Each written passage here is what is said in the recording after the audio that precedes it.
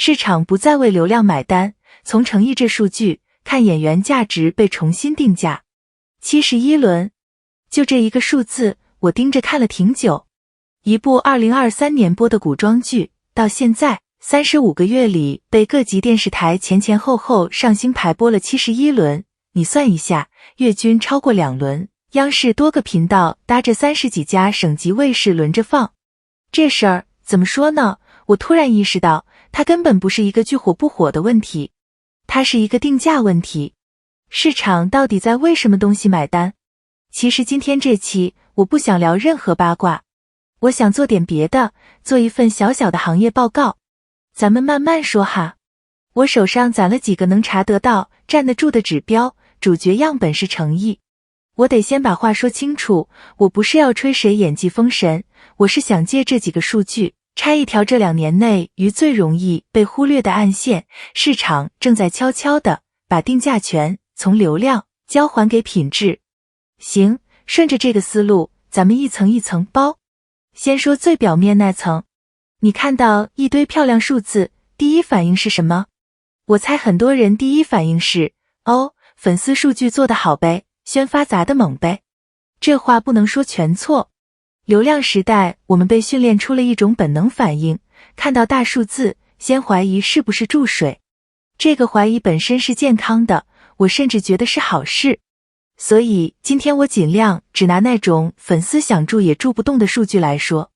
但是等等，有个细节容易被忽略。注水这件事是有天花板的。粉丝集资能买专辑，能控屏，这些我承认，饭圈这套运作大家都懂。可是有些东西，粉丝再有钱，再有组织，也买不动。我下面要说的就是这个分水岭。真正做行业分析，你得把数字分2堆，一堆是宣发口径的，软的，另一堆是市场拿真金白银做决策出来的，硬的。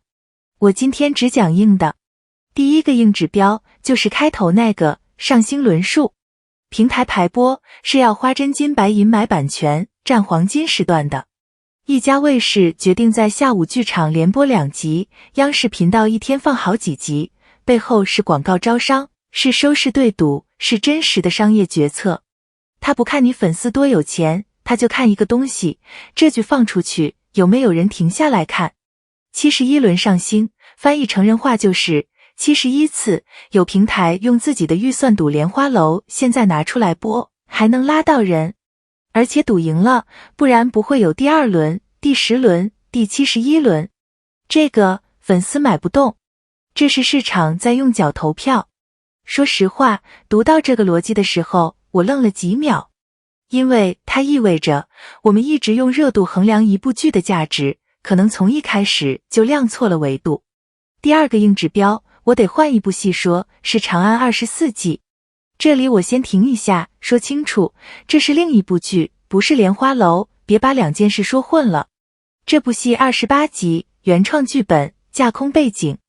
优酷官方认证它拿下了2025年平台剧集的总广告数、总广告时长 Top 1。广告主投钱是最现实、最不讲人情的一群人。他们用预算给一部剧投票，投的就是这剧的注意力值得我花钱。这个也是粉丝注不动的。好，重点来了，2层都包完了，现在到核心。过去那套，我叫它流量定价模型。一个演员值多少钱，看微博热搜挂多久，看粉丝量级，看话题阅读量，看开播第1天的播放峰值。说白了，定价依据是瞬时热度。这套模型在2018到2021年那阵子是主流。但热度这东西有个致命问题，它会折旧，而且折得飞快。整个行业在那几年其实集体踩了坑，这不是哪一个艺人的问题，是当时市场周期的问题，换谁在那个环境里都一样。而现在浮上来的是另一套品质定价模型，它不看你某一天多火，它看2件我觉得特别关键的事。第一，长尾复播价值。一部戏播完快3年，还能被平台反复拿出来播，这是资产，不是热度。我打个比方哈，这就像吃饭，网红打卡店开3个月就关，但有些老馆子开30年还在排队。莲花楼那71轮提供的就是一个特别干净的长尾观测点。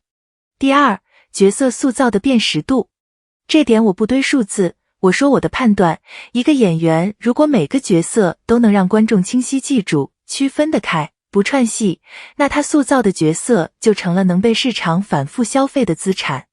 李莲花从天下第一的李相夷调到深中剧毒、通透豁达的乡下郎中，这个巨大落差能被演出层次来啊！我得插一句背景，不然你听不懂为什么这点值钱。古装武侠这个赛道，这几年内卷的厉害，同质化严重，观众早就需要新鲜感了。谁能在一片相似里给出辨识度，谁就稀缺。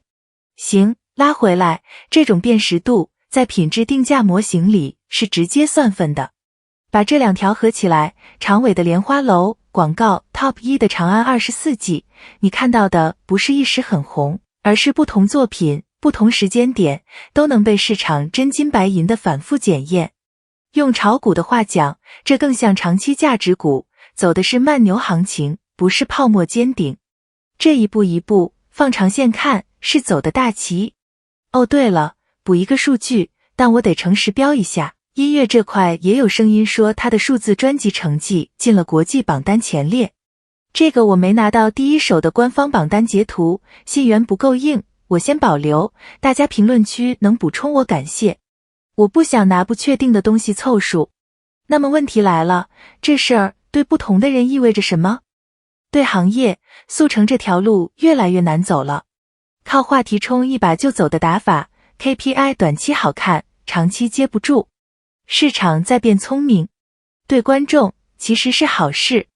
当平台和广告主开始为以后还有人看买单，创作端就有动力把戏做扎实。